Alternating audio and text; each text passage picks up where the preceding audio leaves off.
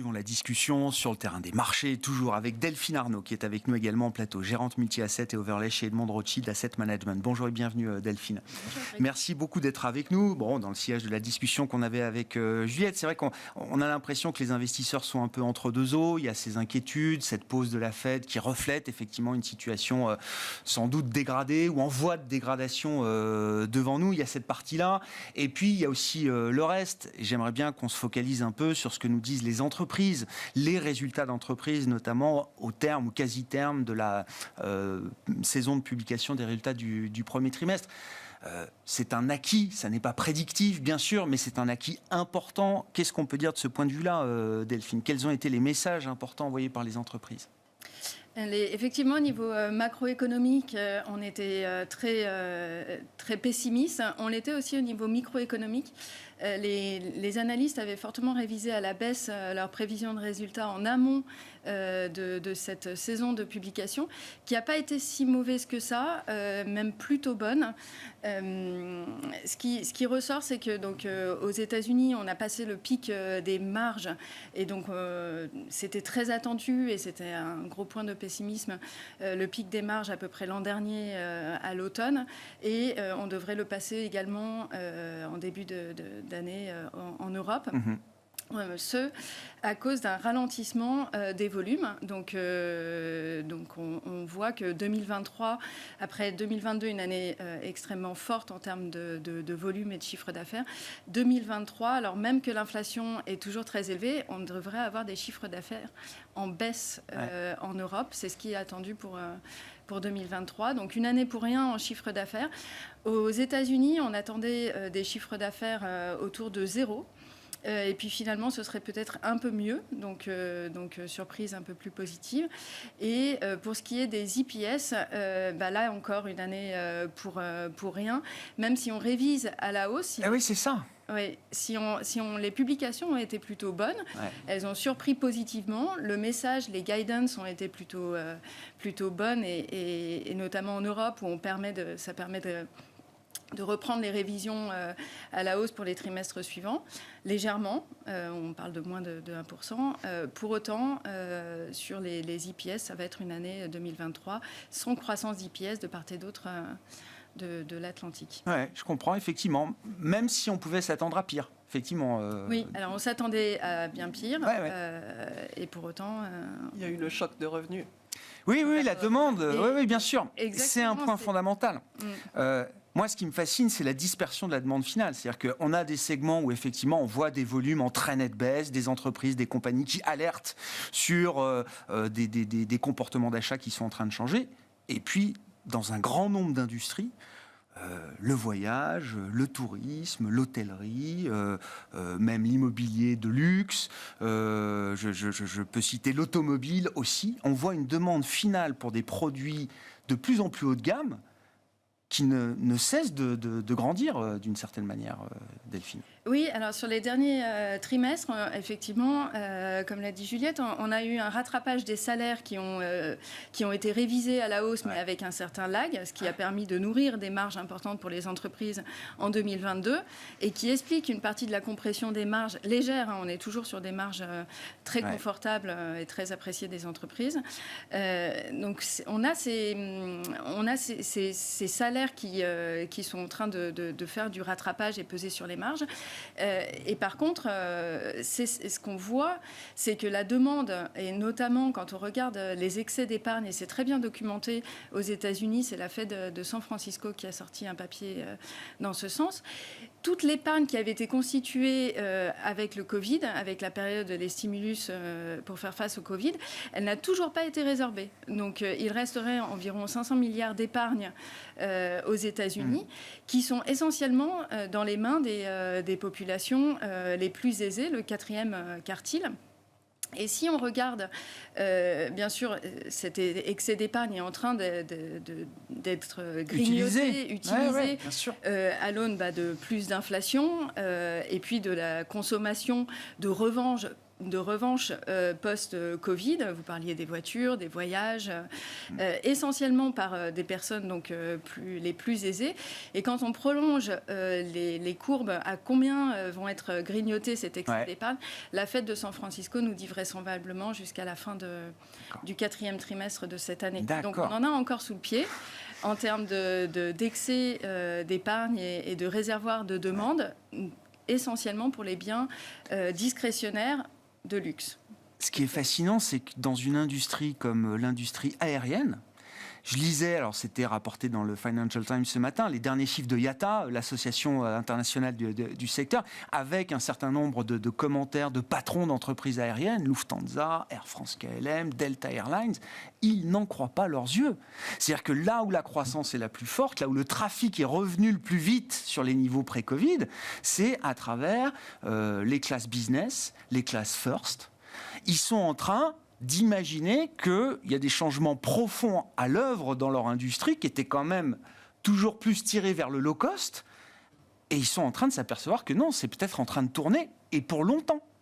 C'est ça qui est incroyable, c'est que le discours de ces patrons est de dire, ce qu'on observe là, c'est peut-être une tendance qui va durer pour plusieurs années. Oui, alors pour moi... Non, mais c'est un secteur, mais je trouve que c'est tellement emblématique. Pour moi, on n'a toujours pas épongé en fait, les effets du Covid. Ce qui s'est passé avec le Covid, c'est qu'à l'aune des réouvertures, et on est encore en train de réouvrir, le Japon a réouvert en avril, par exemple, à l'aune des réouvertures... L'alerte mondiale maximale a été levée ces derniers jours, juste pour l'avoir en tête. 3 ans, ça a été très très long. Et donc, résorber les effets du Covid met énormément de temps. La tendance des managements a été de penser que cette situation qui était exceptionnelle allait se prolonger dans le futur. On voit effectivement des discours de management sur le secteur du loisir et du tourisme très optimistes. Si on regarde d'autres secteurs qui ont profité de cet effet Covid, par exemple, l'effet Covid, ça a été aussi un report vers le commerce Internet. On regarde les résultats d'Amazon. Ils ont eu des résultats exceptionnels en 2021, post-2021, post-Covid. Ça s'est complètement résorbé et ils sont revenus sur une croissance d'IPS qui est le trend... on est revenu à la normalité antérieure. On est revenu à la normalité antérieure. Donc, moi... Ma vision, c'est quand même qu'il y a encore un excès d'épargne. Il va être résorbé. Il est utilisé de cette façon par certaines catégories. Je ne prolongerai pas le bien sûr.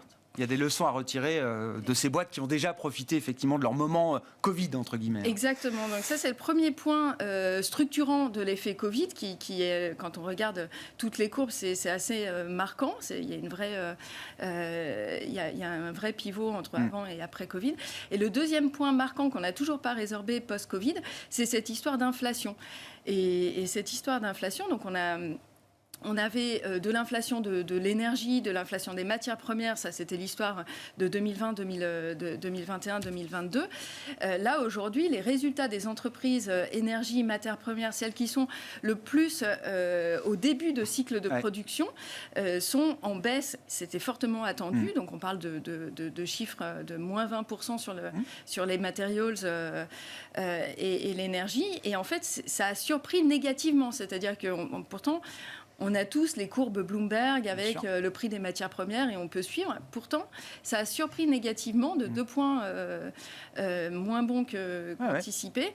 Et au fur et à mesure, en fait, c'est cette désinflation qui a commencé avec les matières premières qui va se répercuter sur tous les segments, sur tous les secteurs et les chaînes de production. C'est pour ça que je pense qu'il va y avoir une normalisation de ces phénomènes de hausse de marge qu'ont pu connaître certaines entreprises. Avec un séquençage dans cette phase de normalisation. Certaines industries sont déjà normalisées, entre guillemets. D'autres sont encore en train de vivre leur boom Covid et la normalisation est encore devant elles de ce point de vue-là. En matière de positionnement, de stratégie d'investissement, notamment sur la partie action, Delphine, comment on gère cette période un peu entre deux eaux?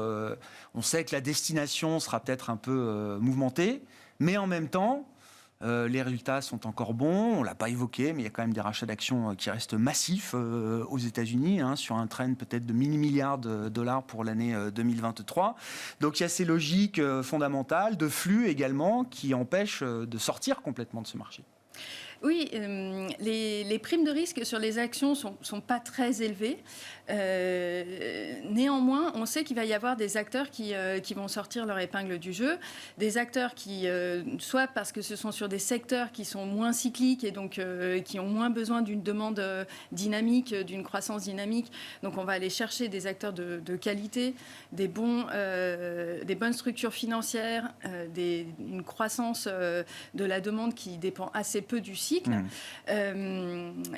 Soit également, on va aller diversifier vers d'autres classes d'actifs en attendant que cette récession dont vous avez parlé se fasse, et des classes d'actifs pour lesquelles on est rémunéré pour attendre. Et les classes d'actifs sur lesquelles on est rémunéré, donc il y a les actions de qualité pour lesquelles on ne pense pas qu'il va y avoir de risque de défaut.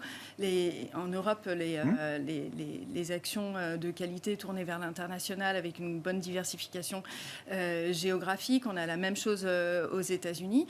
On sait qu'on va être payé avec du dividende. Et puis, forcément, le crédit investment grade, où là, on ne pense pas qu'on va aller vers une récession dure avec une hausse de taux de défaut élevé, puisque ce que nous a enseigné en fait cet épisode SVB et consorts, c'est quand même que les banques centrales ont été promptes à réagir. Ah bah oui, une défaillance, une résolution, c'est à peu près dans la même journée aujourd'hui. Exactement, c'est allé assez vite.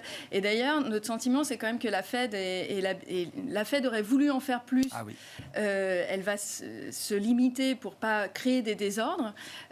Donc ça nous rend assez sereins. Ça rassure. Ça rassure. Et la BCE voudrait en faire plus. Elle dit qu'elle va en faire plus parce que l'inflation est encore toujours un sujet en Europe. Ce qui est bon pour les chiffres d'affaires d'entreprise, mais moins bon pour la politique monétaire en Europe.